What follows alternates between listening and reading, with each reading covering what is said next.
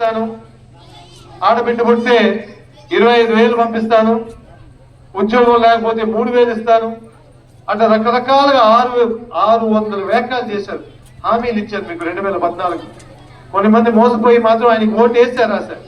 ఆయనకి అయితే అందరికీ చుక్కలు చూపించాడు, ఏ ఒక్క హామీ కూడా అమలు చేయకుండా ఈ రోజు మళ్ళీ జగనన్న ఇచ్చే కార్యక్రమం నేను కూడా ఇస్తానని చెప్పేసి మేనిఫెస్టోలో చెప్తున్నారు. మీరందరూ గమనించారు, ఒకసారి మోసపోయాడు, రెండోసారి మోసపోతే దానికన్నా ఇబ్బంది ఎక్కువ ఉంటుందని చెప్పేసి మీ అందరినీ గుర్తు చేస్తున్నాం.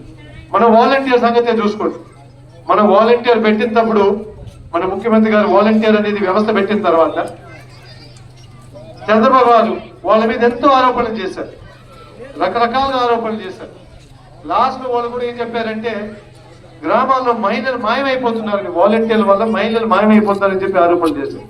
వాళ్ళు ఎట్టి పరిస్థితుల్లో తీయాలని చెప్పేసి ఎంతో ప్రయత్నించారు. కానీ లాస్ట్ లో ఎలక్షన్ టైంలో మాత్రం ఎలక్షన్ కమిషన్ కి రాసి వాళ్ళని పక్కన పెట్టాలని చెప్పి ఒక చిన్న సంతకంతోనే 2 నెలల నుంచి వాళ్ళని పక్కన పెట్టారు. మీరందరూ గమనిస్తున్నారు, 2 నెలల నుంచి వాలంటీర్ లేకపోతే ఎంత ఇబ్బంది పడుతున్నారు. ఈ రోజు పెన్షన్ కూడా మళ్ళీ మీ బ్యాంక్ లో వేసినారు. జగనన్న ఎందుకు క్యాష్ ఇచ్చినారు, ఇంటింటికి పంపించి వాలంటీర్ 5 గంటలకు లేపి మిమ్మల్ని పెన్షన్ ఇచ్చినారు. ఎందుకు ఇచ్చారంటే వయసు ఉండే వాళ్ళకి ఇబ్బంది అవుతుంది, బ్యాంకు పోతే టైం పడుతుంది, బ్యాంకుకి పోయి తీసుకురావాలంటే మీ ఒంటరిగా పోయేటప్పుడు కొంచెం కష్టంగా ఉందని చెప్పేసి ఇంటింటికి వాలంటీర్ పంపించి 5 గంటలకల్లా చేర్పించేసి మీ అందరికీ నెల జీతం అంతా, నెల పెన్షన్ అంతా వచ్చేటట్టు కొత్త వ్యవస్థ తీసుకొచ్చారు. అట్లాంటిది ఒక్క సంతకంతో తీసేశాడు వాలంటీర్, ఒక్క సంతకంతో. అదే విధంగా వచ్చే పథకాలు కూడా ఎక్కువ టైం పట్టదు, ఆయన ఒక్క సంతకంతో తీసేయగలుగుతాడు. ఇదంతా మీరు గమనించాలి. ఎందుకంటే ఆయన పరిపాలించిన హయాంలో జగనన్న పెట్టిన ఒక్క పథకం ఇచ్చాడా, ఒక్క పథకం ఇచ్చాడు. అమ్మఒడి లాంటిది కానీ, చేయూత కానీ, ఆసరా కానీ ఒక్కటన్నా ఇచ్చాడా మీరు చూసుకోండి, ఒక్కటి కూడా ఇవ్వలేదు. అట్లాంటిది ఈ రోజు ఏం నమ్మకం ఉంది ఇవన్నీ పథకాలు తీయకుండా చేస్తాడు. అందుకే మీరు అందరు గమనించారు, ఎవరు మీకు మేలు చేశారు, ఎవరు మీ అందరు క్షేమం కోరారు, ఎవరు మీ పిల్లల భవిష్యత్తు చూసుకొని స్కూళ్ళన్నీ బాగు చేశారు, ఎవరు మహిళలందరూ ఈ రోజు కొంచెం గౌరవంగా బతికేదానికి అవకాశం ఇచ్చారంటే మన ముఖ్యమంత్రి గారు. రెండవది, వచ్చే 5 సంవత్సరాల్లో ఈ పంచాయతీలో ఏమేమి పనులు చేయబోతున్నామని మీరు కోరుకున్నట్టు సిమెంట్ రోడ్లు ఇంకా కొంచెం మిగిలిపోయి ఉన్నాయని, దాదాపు 1500 మీటర్లు, సైడ్ కాలువలు కూడా 1 కిలోమీటరు, మినరల్ వాటర్ ప్లాంట్ గ్రామానికి 6 లక్షలతో, మిగతా చిన్న పనులు అంటే శ్మశానానికి పనులు అంతా కలిపితే 1,50,00,000 ఖర్చుతో చేయాలని చెప్పి వీరందరూ కోరారు. ఇదే కాకుండా ముఖ్యంగా 2 ఇంకా రెవెన్యూ సమస్యలు. ఒకటి వచ్చి హై లెవెల్ కెనాల్లో ఎవరెవరికి భూమి పోయిందో వాళ్ళకి ఇంకా కొంచెం కాంపెన్సేషన్ మిగిలిపోయి ఉంది. అది పోయినసారి మనం గడప కార్యక్రమం వచ్చినప్పుడు మీరందరూ నా దృష్టికి తీసుకొచ్చారు. అది ఇప్పుడు కలెక్టర్ దగ్గర ఫైల్ ఉంది, తొందరలోనే వచ్చే 6 నెలలు పూర్తి చేస్తామని చెప్పేసి మీ అందరికీ హామీ ఇస్తున్నారు. రెండోది మీరందరూ కోరారు, ఇక్కడ డీకే అంటే అసైన్మెంట్ ల్యాండ్ చాలా మందికి లేదు, ఇక్కడ ఇవ్వాల్సిన అవసరం ఉందని చెప్పేసి మీ అందరూ కోరారు. దీని మీద గత 3 నెలల నుంచి పని మొదలుపెట్టి ఈ లిస్టు తయారు చేసి వచ్చే రోజుల్లో తప్పకుండా ఎవరికి వారసత్వంగా కూడా పొలం లేదో వాళ్ళందరికీ భూమి హక్కు కలిగించే బాధ్యత నేను తీసుకుంటా అని చెప్పేసి మీ అందరికీ తెలియవస్తుంది. మన ముఖ్యమంత్రి గారు అందుకే ఒక సర్వే కూడా స్టార్ట్ చేశారు.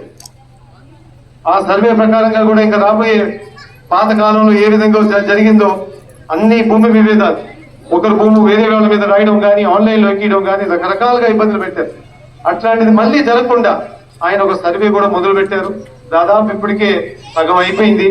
వచ్చే సంవత్సరంలో తప్పకుండా ఆయన ఇంకో భాగం కూడా అయిపించేసి ఇంకా శ్వాసంగా భూమి విభేదాలు లేకుండా చేస్తారు. అదే కాకుండా మన సచివాలయంలోనే మీ అందరికీ రిజిస్ట్రేషన్ హక్కు కూడా కలిగిస్తుంది. ఇంకెక్కడ మండల రెవెన్యూ ఆఫీస్ పోవట్లేదు, బయటికి పోవట్లేదు, మన ఊర్లోనే అంతా పనులు అయిపోతారు. ఇంత గొప్ప వ్యవస్థ తీసుకొచ్చారు. మీకంతా గుర్తుంది కదా, పాతకాలంలో ఒక పెన్షన్ తీసుకోవాలన్నా కానీ ఎవరి దగ్గర ఇంటికి పోయి ఆయన ఏమైనా చెప్తే మళ్ళీ మండల ఆఫీస్ పోవాలి, ఆ మండల ఆఫీస్లో 3 రోజులు ఆగాలి, మళ్ళీ ఈ పెద్ద ఆయన ఫోన్ చేసి నేను చెప్పేదాకా ఇవ్వకంటాడు. అట్లాంటి రకరకాలుగా జరిగేది.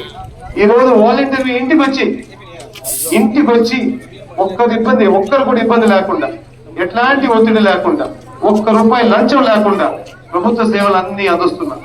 అందుకు ఈ మార్పు గమనించి మీ భవిష్యత్తు ఎవరు చేతిలో పెడతారో మీరే గమనించి మన ముఖ్యమంత్రి గారు ఒక పెద్ద పిలుపిచ్చారు, ధైర్యమైన పిలుపు. మీకు మంచి జరిగి ఉంటే మాత్రం మీరు పోయి మీ ఇంట్లో మీ పాస్బుక్ కానీ అకౌంట్ బుక్ కానీ అన్ని చూసుకొని 5 సంవత్సరాల్లో మీ ఎంత మేలు జరిగిందో మీరు చూసుకోండి. మీకు మంచి జరిగి ఉంటే మాత్రం ఆయన కోరుకునేది ఏంటంటే మీరందరూ సైనికులుగా తయారీ మీ ఇంట్లోనే కాదు, మీ వీధే కాదు, ఊరంతా ప్రచారం చేసి పక్కూరులో ఎవరైనా కుటుంబ సభ్యులున్నా కానీ పరిచయాలున్నా కానీ అక్కడ పోయే ప్రచారం చేసి ఆయన కోరుకున్నట్టు 175 స్థానాలకి 175 స్థానాలు గెలిపించి మన బాధ్యతగా తీసుకొని ఆయన కానుక అయ్యాలని చెప్పి మీ అందరినీ కోరుకుంటున్నాను.